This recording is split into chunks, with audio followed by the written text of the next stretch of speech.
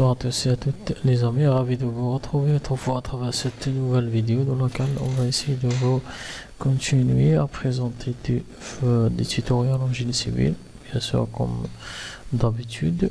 Donc on va essayer aujourd'hui de vous présenter la méthode de prédimensionnement des planchers après avoir bien présenté, bien expliqué les prédimensionnements des poteaux, des voiles et les poutres selon les normes en vigueur.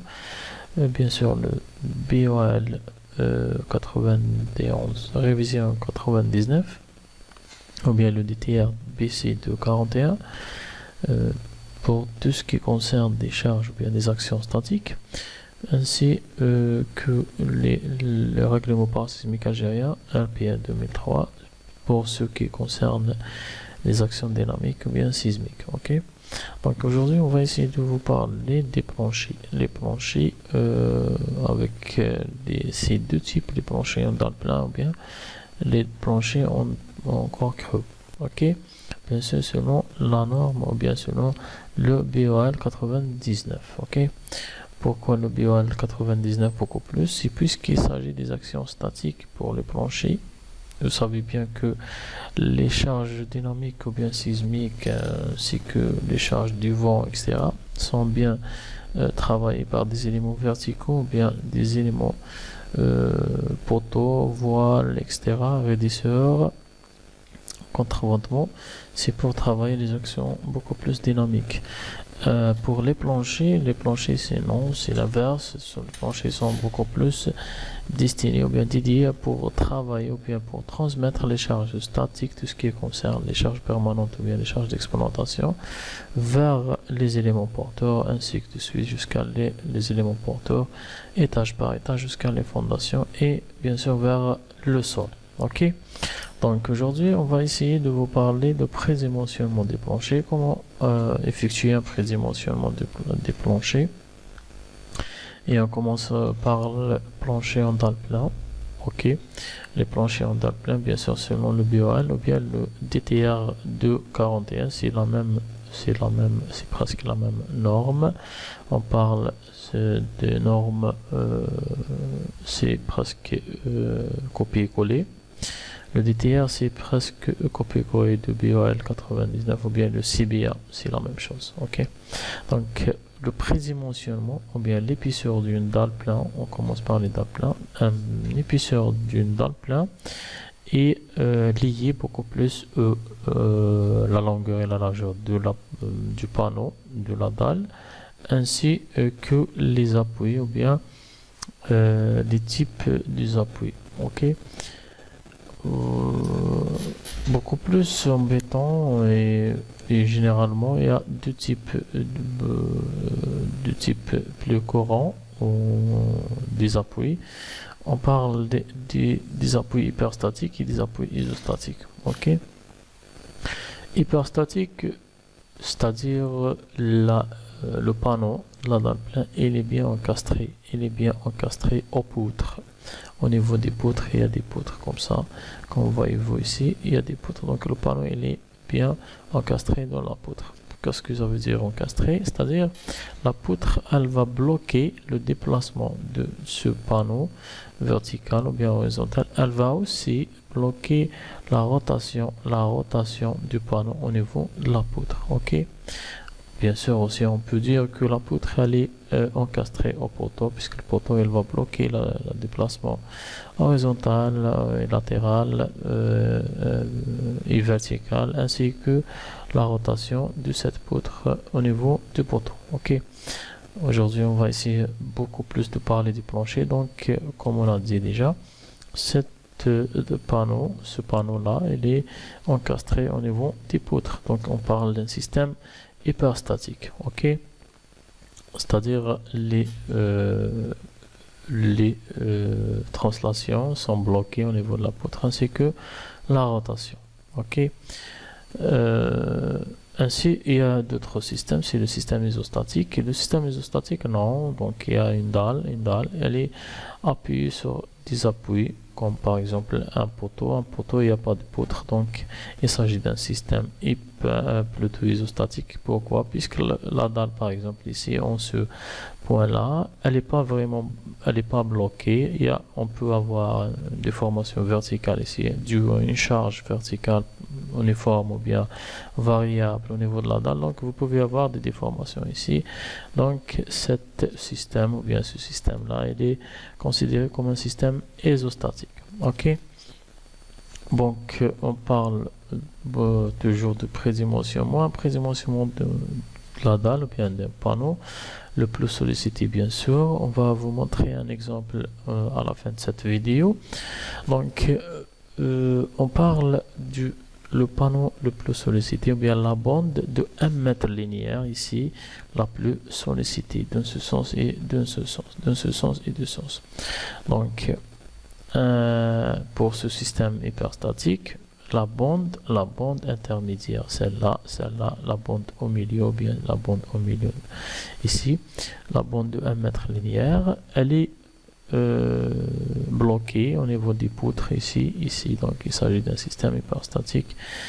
Et voilà, ici par contre là, non, puisque cette panneau, cette bande, elle peut appuyer seulement sur un seul poteau ici ou bien ici, ainsi dans l'autre sens, et donc c'est un système isostatique puisque cette bande elle-même, elle peut subir une déformation verticale ou bien horizontale, même une rotation autour d'un des axes, et bien sûr selon la charge qui a été, ou bien selon la charge travaillée par cette poutre, plutôt pour cette bande. Ok.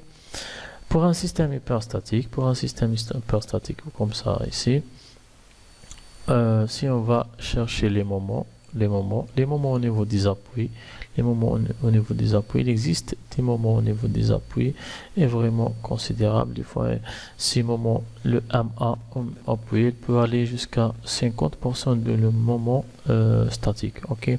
Par contre, dans un système isostatique, le moment M0, bien le moment à l'état isostatique est égal le MT ou bien le M travé. Donc le M au niveau de la travée est égal au M0 ou bien le M statique. Et si par exemple pour un bande d'une largeur de 1 mètre et longueur L avec une charge uniformément répartie, on part donc le M0, le M statique sera QL au carré sur 8, donc le MT est égal à M0, le M statique est égal QL au carré sur le 8, ok, pour une charge bien sûr uniformément répartie, par exemple, ok.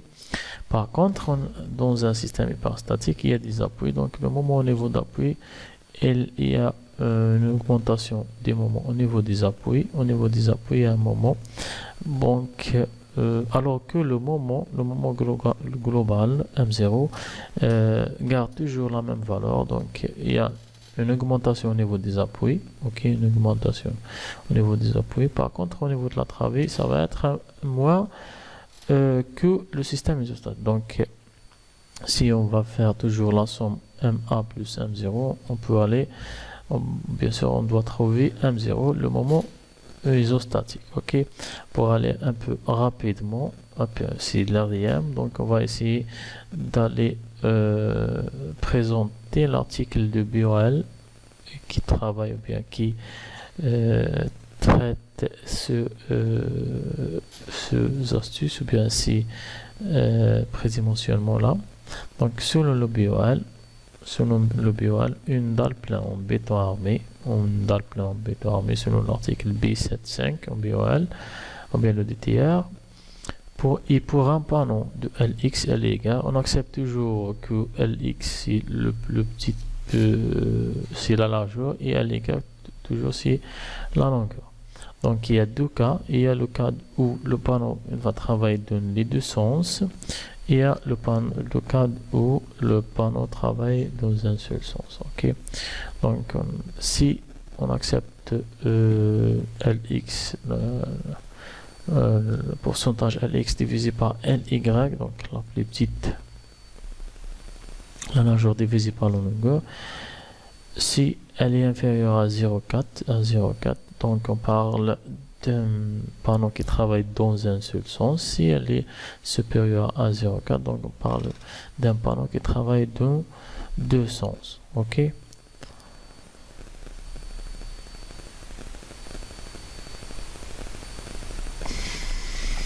Voilà. On commence par le panneau qui travaille dans un seul sens. Ok. Dans un seul sens, qu'est-ce qu'il dit l'article de la BOL? Il dit que H sur LY, donc l'épaisseur de la dalle H divisé par la longueur LY supérieur ou égal L1 sur 10, 1 dixième MT sur M0. Ok. Pour un système hyperstatique, bien sûr, on dit que MT est égal à 0,5 M0. Voilà. Un système hyperstatique, MT est égal à 0,5 M0. Donc 0,5 M0. Et le reste, il va augmenter au niveau des appuis. Ok. Donc, voilà. Donc, si on fait l'équation MT est égal à 0,5 M0, si on remplace M0 dans la formule, on peut avoir dans un système hyperstatique, le H doit être supérieur ou égal à L0 sur 20. Ok, L0 sur 20. Si L plutôt LY divisé par 20. Si LY divisé par 20. C'est le sens LY divisé par 20. Lorsque le panneau travaille dans un seul sens. Ok, dans un seul sens. Le sens de ce panneau, c'est toujours bien sûr LY. S'il s'agit d'un panneau qui travaille dans un seul sens, on travaille ou bien on parle de LY et non de LX. Et vous allez voir pourquoi lorsque le panneau travaille dans deux sens, on va travailler avec LX, non LY. Ok. Lorsqu'il s'agit d'un panneau qui travaille un seul sens, je répète bien, lorsqu'il s'agit d'un panneau qui travaille dans un seul sens, on travaille par LY. Si LY divisé par 20, lorsqu'il s'agit d'un système hyperstatique, puisque le moment au niveau de la travée est beaucoup plus inférieur au moment de la travée lorsqu'il s'agit d'un système isostatique. Donc MT est égal à 0,5 M0. Donc le H, l'épaisseur, doit être supérieur à LY divisé par 20. Toutes ces conditions, c'est pour éviter de vérifier la flèche. La flèche, c'est la déformation verticale de la dalle à long terme. Ok. La condition de la flèche, c'est la condition majeure, ou bien la condition à la base duquel on fait le prédimensionnement. Bien sûr, il y a d'autres facteurs, par exemple la résistance au four, l'isolation phonique, etc. Mais beaucoup plus on travaille selon la condition de la flèche. Ok. Voilà. S'il s'agit d'un système isostatique, donc le MT est égal à M0, si on place dans la formule, donc l'épaisseur de la dalle doit être supérieure ou égale à LY divisé par 10. Ok, LY divisé par 10. S'il s'agit d'un système, bien d'un panneau qui travaille dans un seul sens, on va prendre la longueur LY et on va le diviser par 10. Donc l'épaisseur de la dalle doit être supérieure à cette valeur. Donc si deux conditions plus une autre condition, lorsque le pourcentage des aciers, comme ça AS c'est la section des aciers dans la bande, au niveau de la bande intermédiaire la plus sollicitée, dans la partie tendue. Donc au niveau de la travée, bien sûr le risque de la flèche se trouve au niveau de la travée. Donc au niveau de la travée, dans la bande de 1 mètre linéaire la plus sollicitée au niveau de la travée, on va calculer la section de ferraillage, ou bien qui sera calculée plus tard. On va diviser par le B, c'est 1 mètre, par D, c'est 0,9 le H, l'épaisseur. Donc il doit être inférieur à 2 divisé par Fe, la nuance d'acier, ou bien sûr Fe 400, bien Fe 500, et beaucoup plus c'est Fe 500 qui a été bien au niveau du marché. Ok, Fe 500. N'oubliez pas bien sûr de bien spécifier, bien préciser les unités pour ne pas avoir des valeurs erronées. Ok. Donc, pour un panneau d'un plancher en dalle plein, pour un panneau qui travaille dans un seul sens, rapidement un petit résumé. Donc, un panneau qui travaille dans un seul sens, par exemple une poutre ici, vous avez 2 mètres et sur 7 mètres, donc 2 mètres divisé par 7 est inférieur à 0,4, donc on parle d'un panneau qui travaille dans un seul sens, par exemple. Donc il y a des conditions. S'il s'agit d'un système hyperstatique, il y a des poutres et tout, donc, ou bien des consoles, etc. Donc on va diviser le LY, bien 7 mètres divisé par 20, l'épaisseur de la dalle doit être supérieure à cette valeur. Sinon, s'il s'agit d'un système isostatique, il n'y a pas de poutres, il s'agit seulement des poteaux, et ces poteaux-là vont pas assurer le bloc, bien elles vont pas vraiment bloquer la dalle et la déformation de la dalle, la translation et la rotation. Donc il s'agit d'un système isostatique et on va diviser le LY divisé seulement par 10, donc l'épaisseur de la dalle doit être supérieure à cette valeur. Ces deux conditions plus le pourcentage des aciers. Si on va diviser la section d'acier au niveau de la bande la plus sollicitée par le B c'est 1 mètre, bien sûr, des fois D c'est 0,9 H. Après ça, c'est après le calcul de ferraillage, on doit vérifier que cet pourcentage est inférieur à 2 divisé par FE. FE 500, bien sûr, ou bien 400. Beaucoup plus, c'est le FE 500. FE 500 mégapascal sera, bien sûr, donc on doit vérifier cette valeur. Ok, si ces deux conditions vérifiées, vous n'avez pas besoin de vérifier la flèche du label de ce panneau qui travaille dans un seul sens. Ok, donc on passe au deuxième catégorie, ou bien deuxième cas, les panneaux qui travaillent dans deux sens, c'est-à-dire le LX n'est pas vraiment assez petit par rapport au LY, donc ρ est supérieur ou égal à 0,4. Ok, dans les deux sens. Dans ce cas, le H divisé par LX.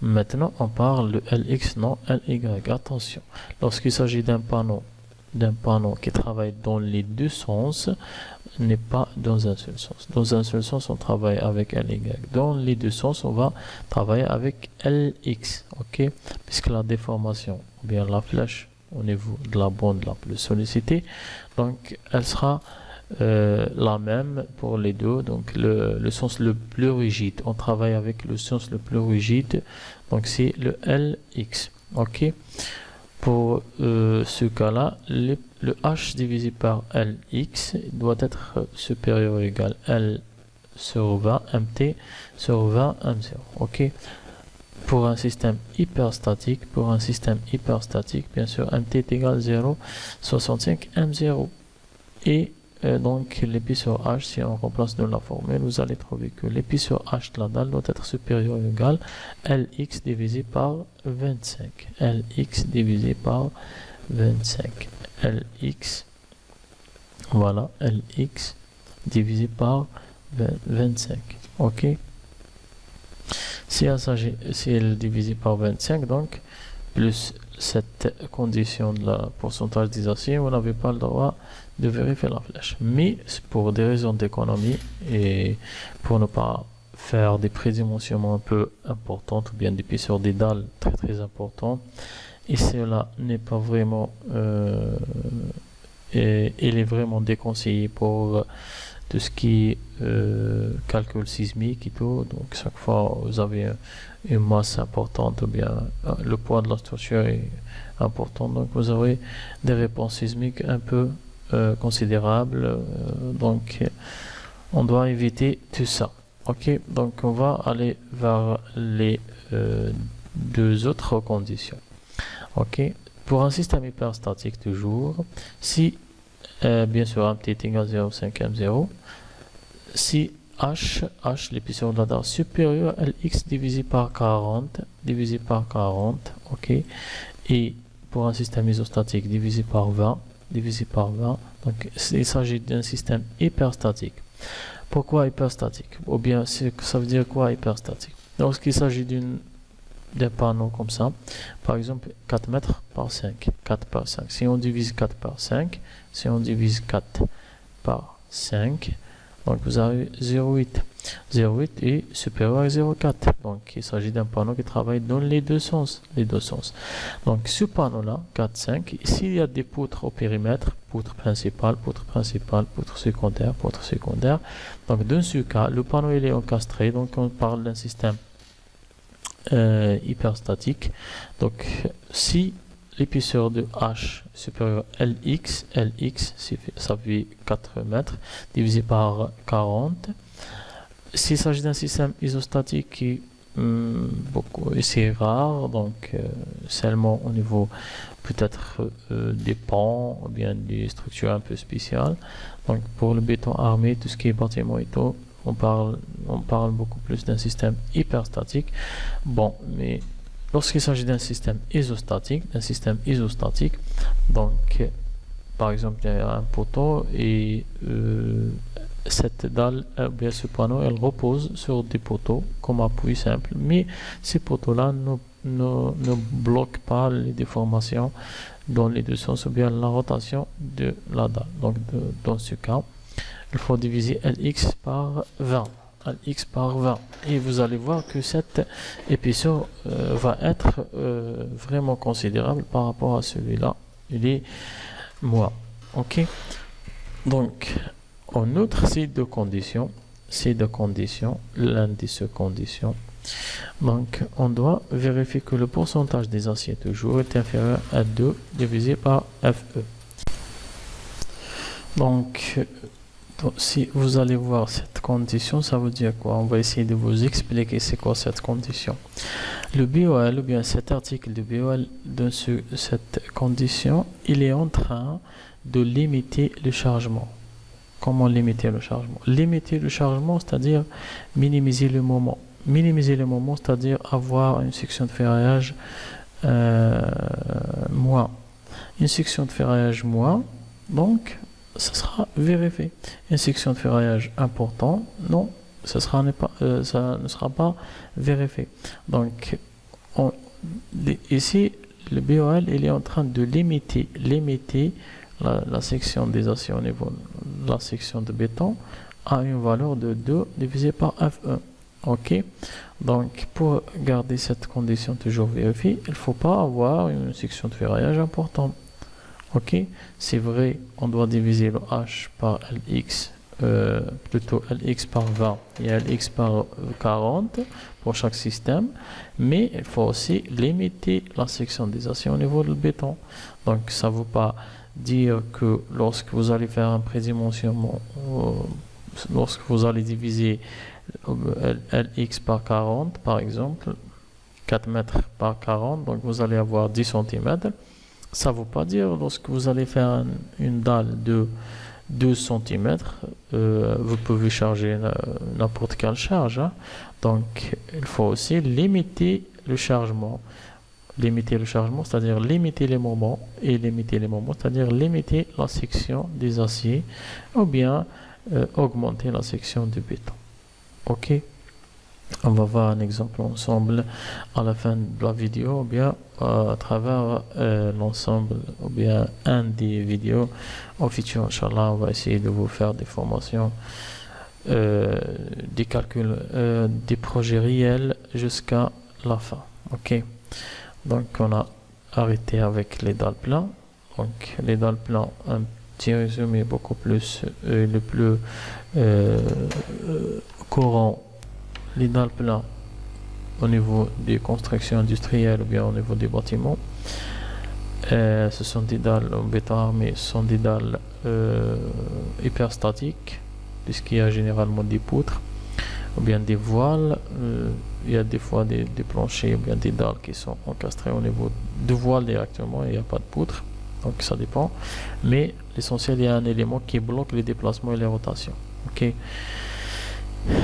Dans ce cas, ou bien le cas le plus courant, c'est hyperstatique. Donc, s'il s'agit d'un seul sens, vous allez travailler avec celle-là, diviser h par 20. Si vous avez un panneau qui travaille dans les deux sens, vous allez travailler avec celle-là. Ok, celle-là avec bien sûr la condition de section de ferraillage, pourcentage de section de ferraillage au niveau de béton. Ok, la section tendue, n'oubliez pas, c'est la section des aciers au niveau de la partie tendue. C'est la section d'acier au niveau de la travée et la section bien sûr inférieure au niveau de la travée. Ok, la partie inférieure. Si vous avez vérifié ces conditions, vous n'avez pas besoin de vérifier la flèche. Bien sûr, on a dit la flèche, c'est beaucoup plus le phénomène majeur de déformation à long terme d'un plancher.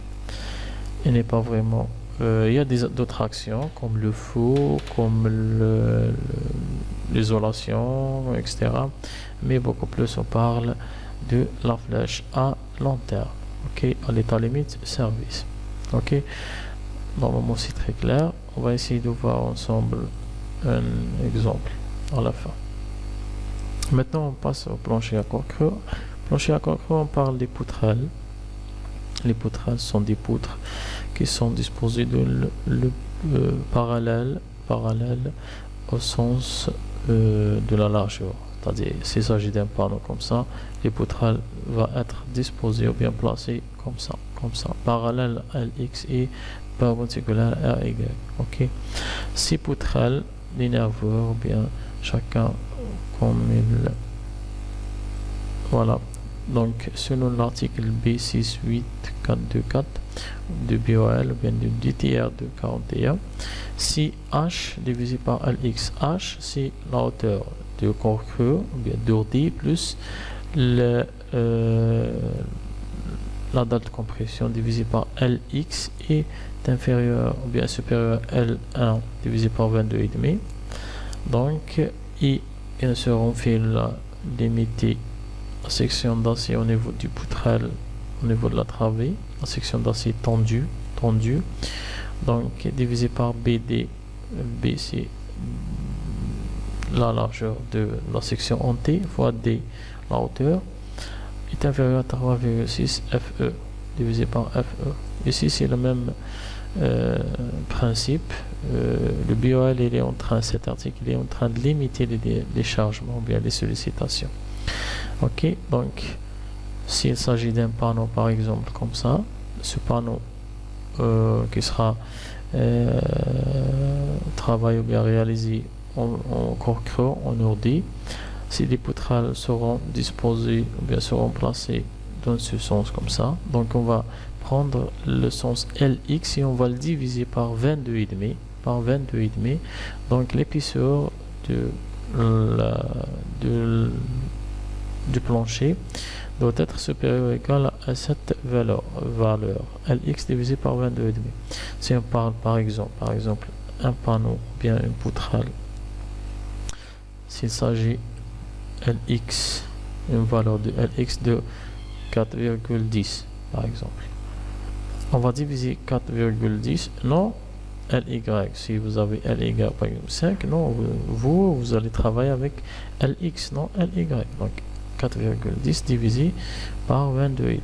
Donc l'épaisseur du poutrelle doit être supérieure à 18 à 0,182.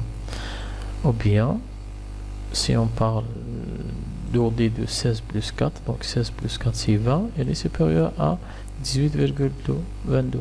Ok, celle-là elle est en mètres. Là on va travailler avec centimètres, donc 0,18,22 est inférieur à 16 plus 4 est égal 20. Ok, 16 plus 4, 16 c'est l'ordi et 4 c'est la dalle de compression. Ok, par exemple. Bien sûr, après calcul, vous devez arrêter la pourcentage des actions, des charges, plutôt de section de ferraillage, entendu, à cette valeur. Donc, dans ce cas, vous n'avez pas besoin de vérifier la flèche. Si l'une de ces conditions, au niveau des planchers en coque ou bien des nerveurs, ou bien au niveau de les dalles, elle n'est pas vérifiée. Donc vous devez aller vérifier la flèche et on va voir une future vidéo comment effectuer la vérification de la flèche, mais beaucoup plus. Donc il est conseillé de travailler dans ce domaine-là. Donc vous devez beaucoup bien préciser ou bien arrêter des épaisseurs et des sections de béton selon ces conditions pour ne pas aller chercher ou bien vérifier la flèche plus tard. Ok, donc voilà, pour ne pas oublier, on va faire un exemple ensemble. Voilà, le projet il est là. Il s'agit des dessus-sols, parking et tout. On a expliqué ça au niveau des vidéos précédentes. Donc s'il s'agit par exemple la première dalle, il s'agit d'une dalle pleine puisqu'il y a un parking, une dalle pleine. Donc on va aller chercher le panneau le plus sollicité. Vous allez voir les cotations ici, 3, 5, 4, 4, 98. Donc si vous allez voir, si cette cotation 5,50 c'est la plus grande, donc on va chercher dans l'autre sens 5, 4, 2.